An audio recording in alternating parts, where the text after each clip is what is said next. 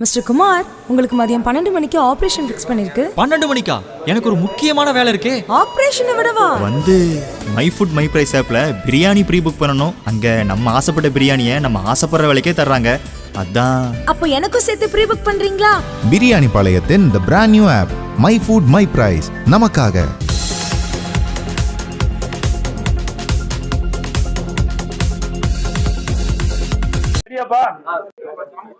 ஓகேவா?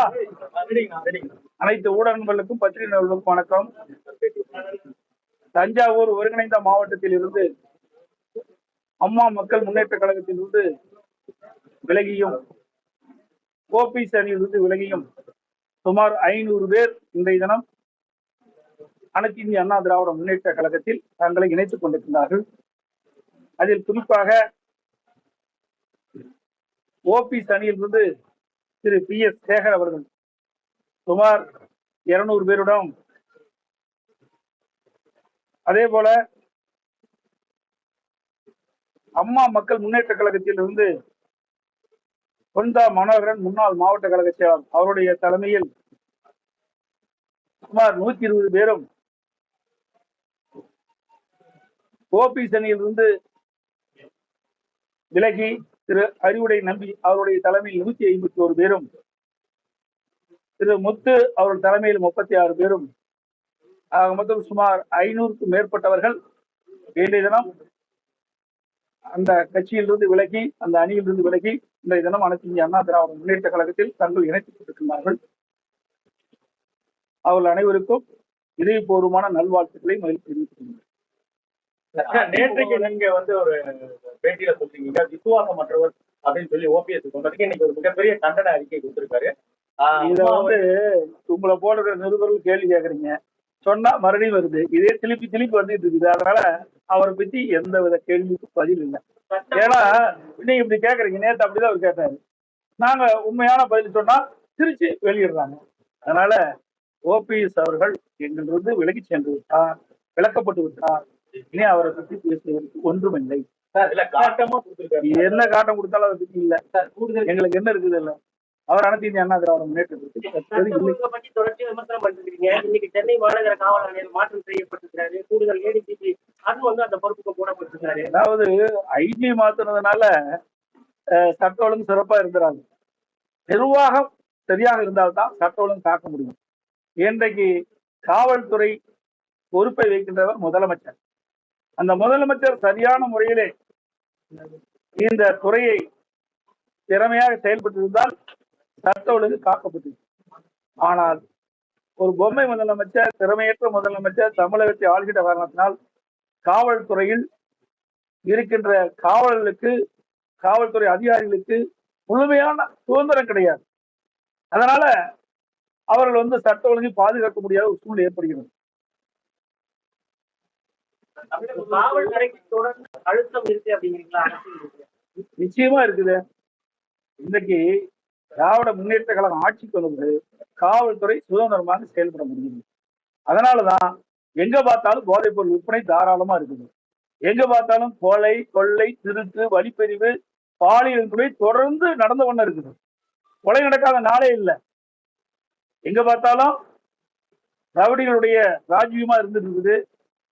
இதையெல்லாம் ஒடுக்க வேண்டும் என்று சொன்னால் காவல்துறைக்கு முழு சுதந்திரம் வழங்கப்பட்டால்தான் தமிழகத்தில் சட்ட ஒழுங்கு பாதுகாக்க முடியும், ரவுடிகளை அடக்க முடியும்.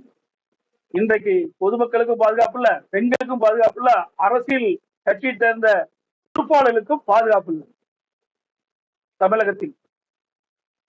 ஆம்ஸ்டாங் கொலை வழக்குல உண்மையான குற்றவாளிகள் கைது செய்யப்படவில்லை மாயாவதி ஒட்டுமொத்தம் தெரிவிச்சிருக்காங்க.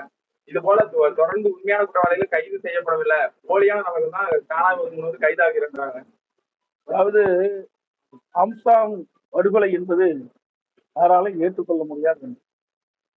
ஒரு சமூகத்தில் ஒரு பிரபலமான ஒரு தேசிய கட்சியில பகுஜன் கட்சியினுடைய மாநில தலைவராக இருக்கிறார். அவர் வழக்கறிஞராக இருக்கிறார். அவர் இருக்கின்ற பகுதி குறுகிய சாலை. ஆகவே திட்டமிட்டு தான் இந்த கொலை அரங்கேறியதாக உங்களுடைய ஊடகத்திலும் பத்திரிகையிலும் CCTV காட்சி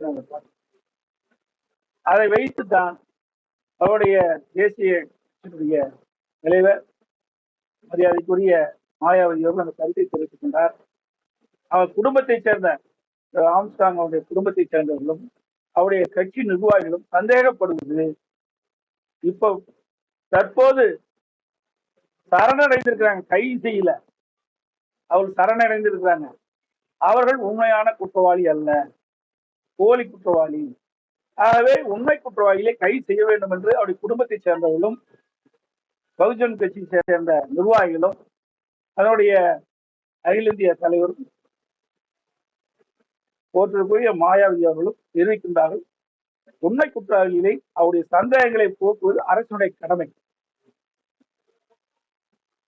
வேங்கை விவகாரத்துல 2 ஆண்டாகி ஒருவரை கூட கைது செய்யவில்லை அப்படின்னு சொல்லி நீதிமன்றம் வந்து ஒரு அதிர்ச்சி. இது குறித்து தெளிவான அறிக்கை வெளியிட்டேன். இந்த ஆட்சியில நான் சொன்ன மாதிரி ஒரு திறமையிட்டு முதலமைச்சர் ஆண்டு கொண்டிருக்கிறார். நிர்வாக திறமை இல்லை, எல்லா இலக்காவும் தேய்ந்து போய் இருந்து கொண்டிருக்கிறது. எந்த துறையும் வளர்ச்சி கிடையாது, சட்ட ஒழுங்கு அடியோடு சீர்கட்டு விட்டது. ஆங்காங்கே பிரச்சனை ஏற்பட்டு கொண்டிருக்கீங்கன்னா அதை தீர்வு காணுவதற்கும் இந்த ஆட்சியில ஒரு திறமை கிடையாது. இன்னொன்று குறிப்பா சேலம் நடைமேடு மேம்பால பணி நிறைவடைந்து இப்போ 1 வாரத்துக்கு மேல ஆயிடுச்சு. அமைச்சர்கள் எல்லாமே தேர்தல் பணியில் இருக்கிறதுனால இன்னொரு பணியை திறக்காம இருக்காங்க. போக்குவரத்து நெரிசல் தொடர்ந்து ஏற்பட்டுட்டே இருக்கு. அனைத்து இந்திய அண்ணா திராவிட முன்னேற்ற கழக ஆட்சி இருக்கு. இதே புரட்சி தலைவி அம்மா இருக்கின்ற பொழுது சேலம் மாநகரம் வளர்ந்து வருகின்ற மாநகரம். போக்குவரத்து நெரிசலை குறைக்க வேண்டும் என்றுதான் நீங்க சொன்ன பாலம், அது இல்லாத பல்வேறு பால பணிகள் மேற்கொள்ளப்பட்டு அந்த பணிகள்லாம் நிறைவேற்று மாண்பு அம்மா இருக்கின்ற போல திறந்து வைத்தார்கள். நான் முதலமைச்சர் இருந்த காலத்திலே திறந்து வைத்தேன். இது அதிமுக ஆட்சியில் கொண்டு வந்த திட்டம். அதனாலதான் வெயில கிடப்பில் போட்டுருக்கேன். ஆக ஒரு திட்டத்தை முடித்தால் உடனடியாக மக்களுடைய பயன்பாட்டுக்கு கொண்டு வந்தா அது பயனுள்ளதா இருக்கு. ஆனா இந்த ஆட்சியில் அதெல்லாம் கவனிப்பு கிடையாது. அவருடைய நோக்கமே வேற. எந்தெந்த துறையில எவ்வளவு கொள்ளையடிக்கலாம் என்பதுதான் இந்த ஆட்சியினுடைய திட்டம்.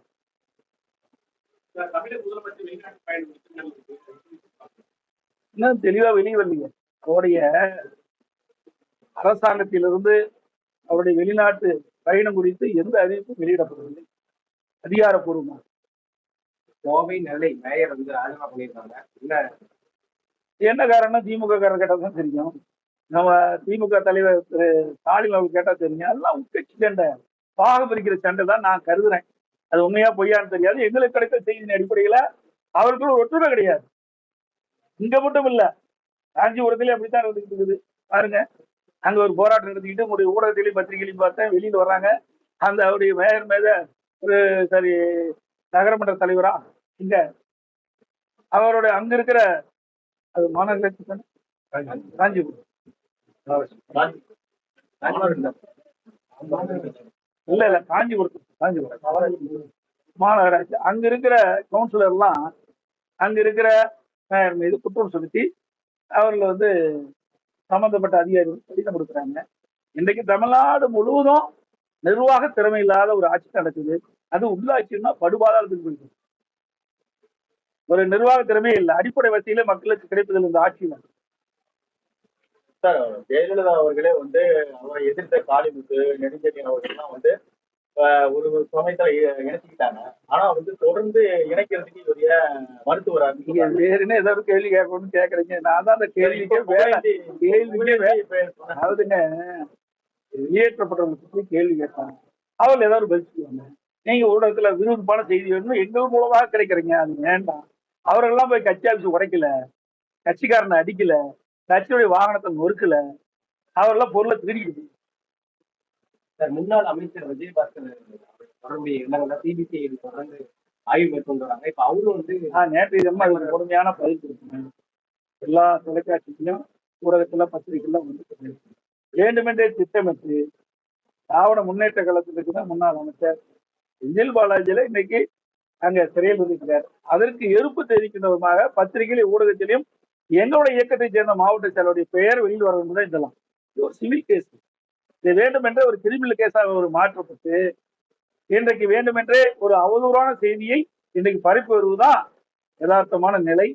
நானும் வழக்குகள்லாம் கேட்டேன், இதுல வந்து சிவில் கேஸ் தாங்க, இது வந்து கிரிமினல் கேஸ் வராது. அப்படி இருந்தாலும் ஒரு மனுவை வாங்கி ஒரு மூலமாக ஒரு மனுவை வாங்கி அவர்கள் ஒரு குற்றச்சாட்டை சொல்லி அவர் மீது நடவடிக்கை எடுக்க இந்த அரசு முயற்சியது. இது வேண்டுமென்றே திட்டமிட்டு அனைத்து இந்திய அண்ணா திராவிட முன்னேற்ற கழக நிர்வாகிகள் மீது வழக்கு போடுவதற்காக ஜோடிக்கப்பட்டு வழக்காக பார்க்கப்படுகிறது. இது உண்மை நிலை இல்லை என்பதை தெரிவிக்கின்ற அனைத்து ஊடகங்களுக்கு வணக்கம், நன்றி.